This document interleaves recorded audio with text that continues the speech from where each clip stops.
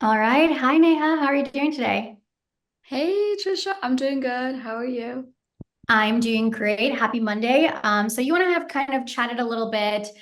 We think you're excellent, and so we wanted to bring you in front of a panel. So I'd love to introduce Vivek, who is our head of product, and Michelle, who is our engineering manager. And everybody else, this is Neha. We're going to get to know her a little bit more. Without further ado, Neha, we'd love for you to tell us a little bit more about yourself. Yeah, sounds good and nice to meet you guys. I'm excited to learn more about this company, what this role entails, and go from there. I'm super excited to be interviewing here. But yeah, as far as me, as Trisha mentioned, my name is Neha. I've been a PM for over 4 years now. I started my journey in business analytics, and through that, I realized a passion for product management and was able to make a switch pretty fast, given the state of the company and the need that was there. I've had experience in health tech industry for the past 3 years. And in this industry specifically, I've helped teams scale their products and find a product market fit. That's where I truly thrive in. So, however, for the past 2 years, I've been at a company called Tree. In this company, I manage a team of engineers who are focused on delivering our core product. Our core product is helping users find their content market fit in specifically influencer marketing space. Mm. Since being here, I've been able to improve booking conversion by 35% by identifying core user pain points. I did this by user research as well as focus group formats where I learned where users were struggling. I also used Pendo and other analytics tools to collect data to see where users were bouncing off. I've also since being here contributed to 3 million in new ARR for the company, so annual recurring revenue. Um, I can definitely dive deeper into that as we progress in the interview. My strongest suites, however, as a product manager, are stakeholder management, user empathy, and connecting user problems to the business goal, which has made me quite successful in all the roles that I've been in. Awesome. Thank you for sharing that. I'd love to kick this off to Vivek, who has a couple of questions around the product itself. Yeah, thanks, Trisha. Neha, can you walk us through your current role? And I'd love to hear, you said you are managing and leading engineers. What's your interactions with your engineers on a week-to-week basis? Of course. So personally, I really believe that product is a role where you have to create influence, right? No, none of the engineers are really reporting to you. And this is specifically true when you are interacting with the engineers. So as far as my interaction with engineers, what I do, my philosophy is advocating for their needs, along with making sure that they understand the business goals, the business vision, and they understand why they're building what they're building. Specifically in this company, I have been able to work and come up with a collaborative relationship with each of the engineers and make sure to bring them from the very early on in the discovery process. This has been really helpful in this team. Prior to me joining, I had noticed when I first joined that there was some morale shift in our engineers due to them not knowing what they're working on. So bringing them along in the journey of discovery has been quite helpful, not just for the engineers' morale, but also for our product. Specifically, our product is very technically complex. So when you bring them in the discovery process, there are times where they're able to identify needs and solutions that I wouldn't even have thought about just because they're in the technical space more, they're diving in the product. So as I mentioned, my interaction, my relationship with the engineers are very collaborative. I do tend to act as their advocate in the company. I make sure I am interacting with them on a day-to-day to understand, estimation around our product and how long it will take to go out before promising a feature deadline to our customer. Anything specifically you're interested in this question that you want me to Yeah, dive into? yeah, Neha, I'd love to hear your mindset around as a product owner, product manager. How do you prioritize and how do you explain the why of the work to the team? Yeah, so prioritization really starts from the business goal, right? So I know there's a lot of prioritization frameworks out there, Moscow, RISE. I've used all of them in the past, but truly when it comes to application, what I really look at is what are we trying to achieve as a company? So when you look at Tree, for example, the company that I work at, we really want to improve and bring on new ARR in the company. So we want to identify essentially what percentage of market space can we own in the next 1 month, 2 month, 2 years, 3 years, right? And then from there on, I start by going out there, meeting customers, meeting users, looking at our feature backlog to see what from that list of ideas can we start picking up that directly aligns with the end goal, right? So that's one step of prioritization. It's essentially figuring out, what is the company goal, and then what are some of the solutions that could meet that goal. And then, so that's more on the feature level, right? When you break it down further in the product team level and a product owner level, what you really want to look at is using prioritization techniques. So Moscow is a really good one that I always start with. I get all the stakeholder in a room together and I ask, out of this feature that we have identified that will solve the initial company problem, which one do you think is a must-have for your customer? Which one do you think is a nice to have? Which one do you think we can potentially knock out because we can wait on delivering that feature, right? Until maybe the end of the quarter. So RISE is a framework that we use quite frequently at our company. It really depends on how this framework specifically depends on how much you know about your customers and if you're able to put a number behind the confidence level as well, right? So in my specific scenario, we know our customers pretty well. We know how much of a market share we own. So anytime we pick a feature, we're able to decide, all right, what percentage of market share is this specific feature targeting? If it's close to 60%, 100%, we usually almost always prioritize that feature, right? So this prioritization question that you asked, Vivek, it really depends on the situation, the company that you're working in, the customer group that you're working with, and the specific problem statement that you're trying to go after. Awesome. Thank you, Neha. You actually started by saying that you have one of your strengths is working with stakeholders. I would love to hear outside of Tree as well. You can maybe bring in some examples on how you've created that relationship with stakeholders and how you've collaborated with them in the initial requirement gathering process. Sounds good. Yeah, so that's a really good question. I think interaction with stakeholder, and you'll find that with all my answers, it really depends on which stakeholder you're interacting with, right? CEO has a different result that they are wanting to focus on. Operations is different. As a product manager, you really interact with everyone. I think the most crucial aspect that I pay attention to is what each stakeholder needs are, and cater my solution based on that need, right? So as an example, I recently worked on improving a customer interaction in our product.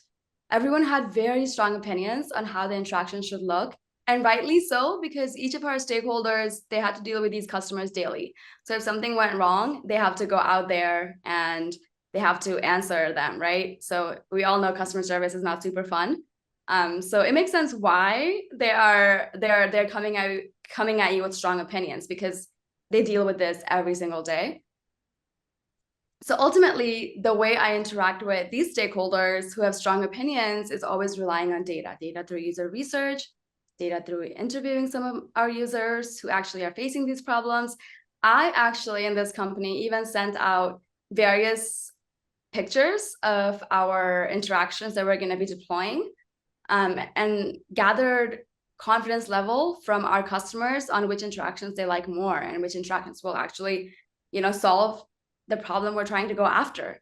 So sometimes data could truly just be an opinion, like a Slack message. If it's enough people and you're starting to see a pattern, you can kind of like start diving deeper from there.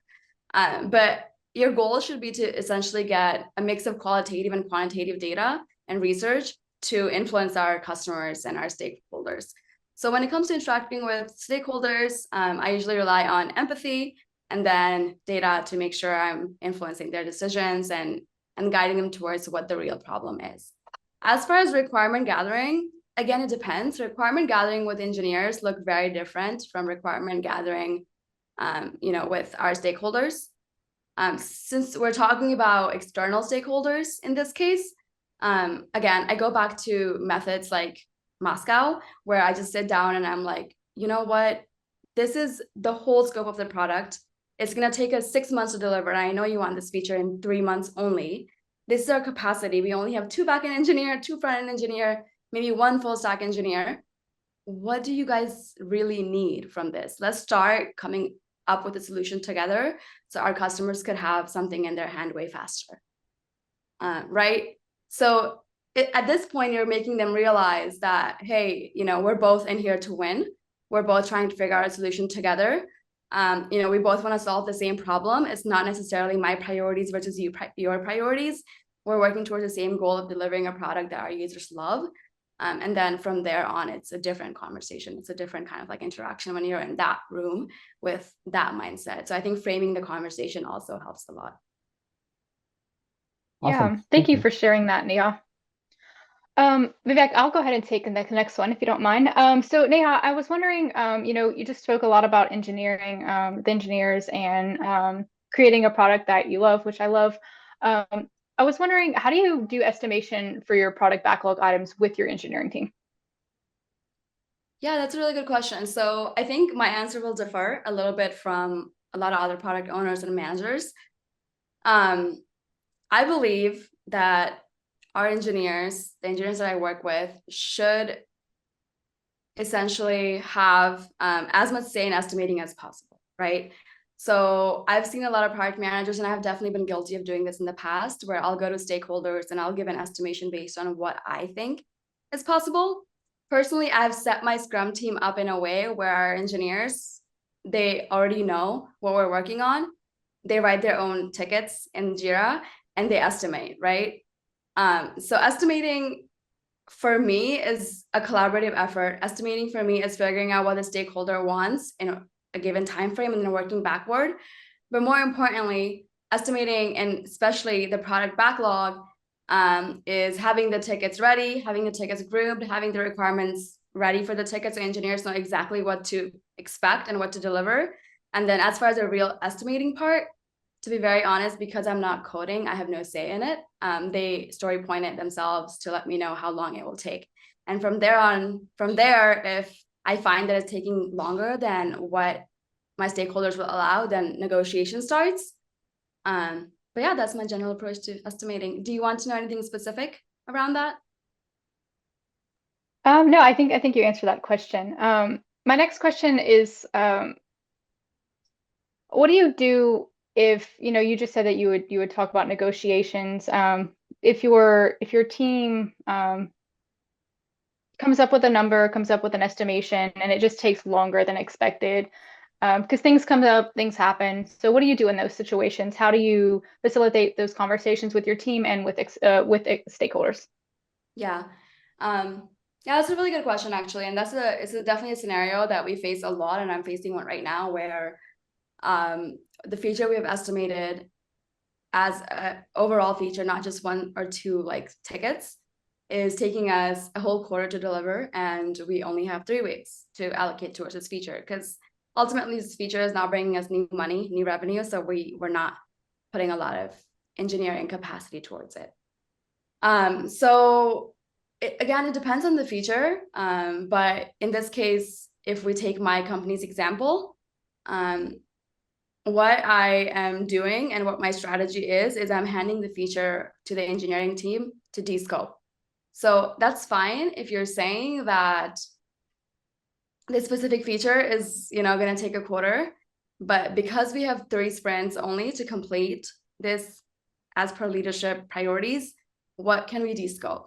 Usually when you hand that to engineering team, you'll find that they're usually going with an option that is less risky, and because of that, it takes longer to build.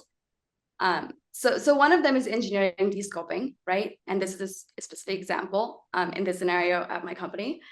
Things that I've also done in the past is, usually when tickets are high estimates, there is room for breaking down the ticket further, right? So you guys have heard of invest criteria, making sure that each ticket that you get is independent, right? I'm not going to go in all the acronyms, but that is usually a good sign if all the tickets that you're getting is really long, to break down the tickets further into smaller scope to make sure it's meeting the invest criteria, and that each ticket is testable and each ticket is reusable and each ticket that you're creating is small enough while it's still creating value to your users, right? So sometimes descoping is not just engineering and technical descoping, it's design descoping, it's requirement descoping. Maybe we're going after something that is, that should be like 2 months from now, but we're committing to delivering that 2 weeks from now, right? So it really depends on, the context of the situation, but these are some of the methods I've employed in the past to negotiate with the engineers. Awesome. Thank you, Neha. I have a question that I would like to just know your thoughts on. I'd love to understand what specific product metrics are you tracking on a week-to-week basis versus month-to-month versus quarterly? I'd love your thoughts on that. Yeah, that's a really, really good question. So again, it depends on the company and the product that you're in. What I'm tracking currently is on a week-to-week basis, our daily active user, how many users are actually going into the platform. We call that DAO in the product world. Out of those users, how many users, out of those like daily active users, how many are coming back, how many are actually finishing the booking process, booking conversion rate. So I'm tracking that quite frequently.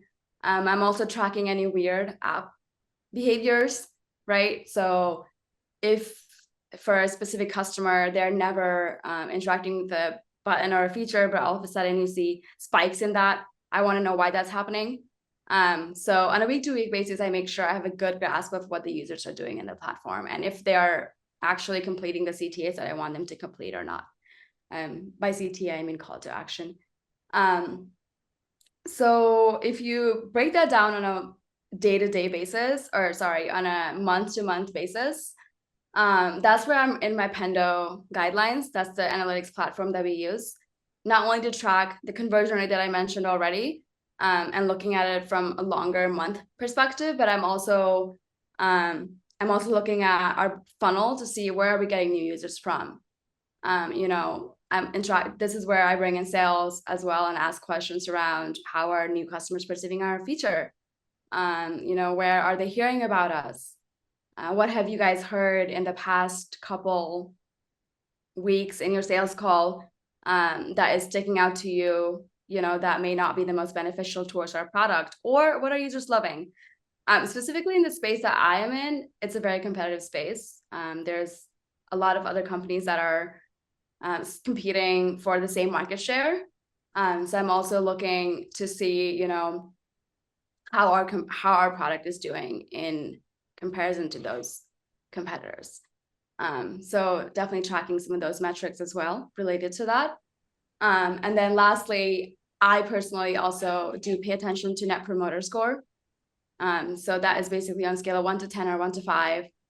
How likely are you to tell other customers about our product, other users about our product? And specifically the way our Pendo guide is set up, they actually go in, they enter their input. It's a free text on if they like the product, if so, why, if they don't, why not? And then, I use that data to dive deeper into a problem space, if it is a problem space at all. And then on a yearly basis and quarterly and yearly basis, I'm really looking at the bigger KPIs and the OKRs that company has set to see if we're achieving those or not. So if the company, OKR is migrate all of our customer from old platform to new platform, I'm tracking data around that to make sure, 100% of those customers who are on the old request or the legacy flow have actually transferred to the new flow. So that's when I kind of like do like a big universal dive into, are we meeting all those OKRs? And are the KPIs supporting those OKRs as well? And those could be things like annual recurring revenue, annual contract value. It really is dependent on what the CEO of the company is focused on. Yeah, I have a question for you.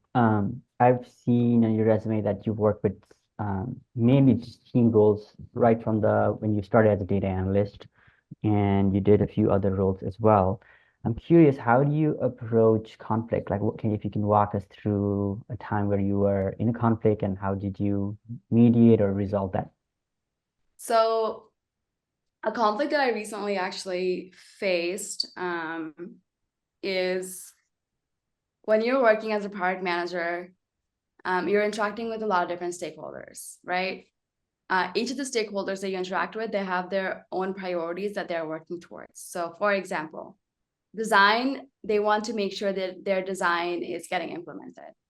But that might not align with product priorities because we just want to make sure we're getting, let's say, more money, right, as a company. So even though the design is super innovative and it looks great, it might not align with product. Engineering, on the other hand, they're obviously focused on developing these new features, but they also have to focus on tech debt. They have to focus on bugs. They have their own priorities. So in product, you're really dealing with a scenario where you're fighting with these competing priorities to make the company, to fulfill the company's end goal, right? So in this current situation, one of my engineers and one of my designers had a dispute where the engineer that she was working with was not very perceptive to her innovative designs, because a lot of the components in the design weren't built. They're not in our file. Designer, on the other hand, she had the mindset of, we should take risk and we should spend more time building these solutions because we as a company, could use better enhancements to our user experience, right? And it makes sense. They were both in the right spaces. If we bring in new innovative design and have engineers build it, then our scope is gonna essentially 2x, 3x, 10x sometimes because we have to build new components in the file, in the front end file. But at the same time, if design starts listening to engineering, then we're never gonna get an innovative space. And this is something that I deal with quite often in the product world, more than I would like to. So how I deal with these situations is ultimately I, listen to them. I validate both of their experiences. It's important to do that specifically for morale purpose, because as a product leader, a lot of people are also looking at you for answers because you know some of the business answers that they might not. And then at the end, the two things that I always rely on is customer data. I know I've said data a lot, but data usually does solve these problems if you actually put the new design in front of customers and you're able to get good feedback on it, and it ends up working out, then that's a good sign that you should probably invest in that, right? So data is definitely one of them. The second one is business goal. So another thing that we as a team look at when things like this happen is, what are we trying to achieve in a whole year, right? And what will happen if we bring in these new innovative designs in this quarter? If it pushes timeline by, let's say, 2-3 months, that's a lot, and that's something that we just can't afford, right? So when you bring that idea to the engineer and you let them know, or the designer, that, hey, even though the solution is really innovative, ultimately it's not really adding any value from a money perspective, or it's not adding any value to customers right away. We haven't even been able to prove that it's adding any value. So why don't we release the most minimal version of that design, test it out with users, test the water a little bit, and see if they're going to like it or not. If they like it, then yes, I'm happy to implement that solution more and go with the grand vision that you as a designer have. So in that, in scenarios like that, you have to act very intelligently. Like, you have to use your emotional intelligence technique, because you don't want to offend anyone necessarily. And people will be offended, but at the same time, you want to navigate the situation in a way where you're kind of taking the blame away from yourself and the company, and you're putting it on in some way, like data and the overall goal that you're trying to all go towards. So yeah, even though this design is going to take a long time for us to build, or is really innovative, at the end of the day, it's not really offering any value towards the main OKR that we're trying to go after. So let's come up with a minimal viable solution, put it out in the market, test it, and if it does well, maybe we can come back to the solution and try to find a better idea that we can implement. Hopefully that answers your question. Yeah, thank you. One question that I had for you, Neha. In this last role or any roles, have you ever worked with a Scrum Master? And if you have worked with a Scrum Master, how do you create alignment with them so that you can serve the team? Yeah, I've definitely worked with Scrum Masters in the past. With Scrum Masters, as a product manager, my duty is to make sure that the backlog is prioritized according to the business goals. And the way I work with Scrum Master is to make sure that they know exactly what needs to go into each sprint prior to sprint planning, and that they have explanation and the why behind why everything in the backlog is in the order that it is. And obviously that's before sprint planning. As far as backlog prioritization and some of the other organization in Jira, I've worked with Scrum Master in that capacity where I make sure they do attend meetings with me around business goals, so they have a good understanding of what we're working on, and they're not super dependent on me to do some of that work themselves in mediating and facilitating and conflict management. That they have an understanding of where we're going. So when an engineer or when an external team member asks them question around what we're working on, they have the right answers. So again, I make sure that they're equipped for success. Yeah, thank you, Neha. That's actually good. Thanks for the mindset. I'm curious, Neha, in your first round, we were really impressed that you started as a pre-med student and you started with a data role and you went into product and you're already a senior product manager. So really impressed by your growth.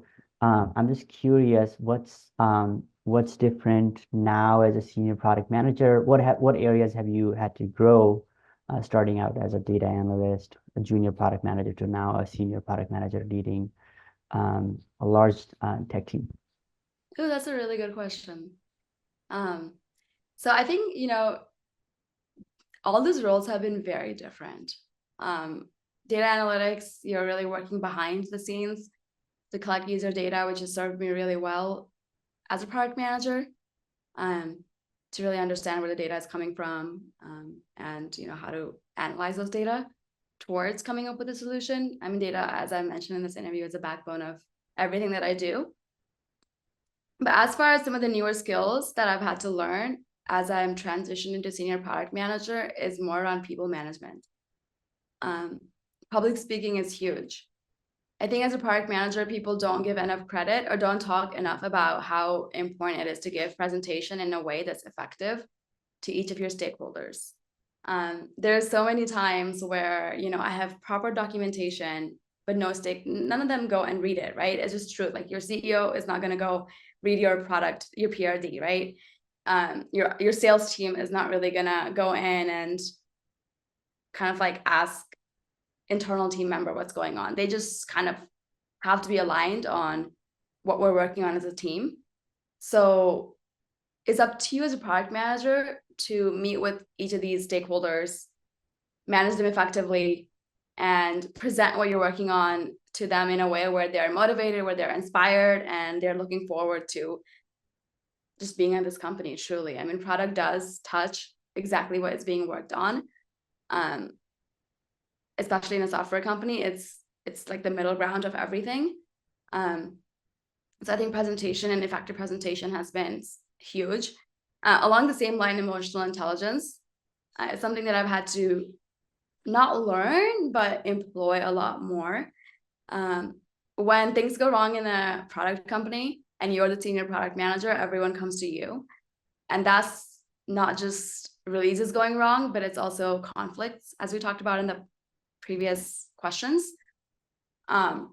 People usually look up to you for answers, and you need to be able to navigate that, which I haven't had to do that much in the past because I go to my boss for answers. But in this company as a product leader, I truly am the one that people come to when they have questions about anything on the roadmap, anything that they're working on. Yeah, I would say those two things are probably the biggest thing. And the last thing that I would say is more logistical and strategic. More logistical is understanding the strategy. So in the past, roles, I've never had to have a good understanding of our competitive landscape, how much of a market share we hold, how we make money, our balance sheet and all of that stuff. But in this role as a product manager in a startup, you really have to understand the ins and out of the business. You have to know where you're making your money from. You have to know what is next for us as a company, as a startup, so we can stay competitive in the market. You have to know who are the new guys in the market that could potentially disrupt us. So it's truly, I think, a lifestyle once you become a senior product manager, where you have to be on top of it. Or you guys know the current economic state, you guys know the current competitive state. It's really easy for us to, go under if we're not keeping on top of it. And it's a collaborative effort, it's an effort between me, the CEO, the COO, the operations people, to kind of give me that information, and then I dive deeper into it. But yeah, very important to kind of like be on top of some of that. Thank you, Neha. Neha, we have one last question. I have one last question. So this is a fun question. Don't take it too seriously. And this is we want to see your creativity on this one. So as a product manager, we wanted to know like in your personal life, how do you apply product management? Like what's your product, what's your strategy, what's your roadmap, what's your vision, what kind of KPIs that you're tracking? So fire away. That's a really fun question. I've never been asked that.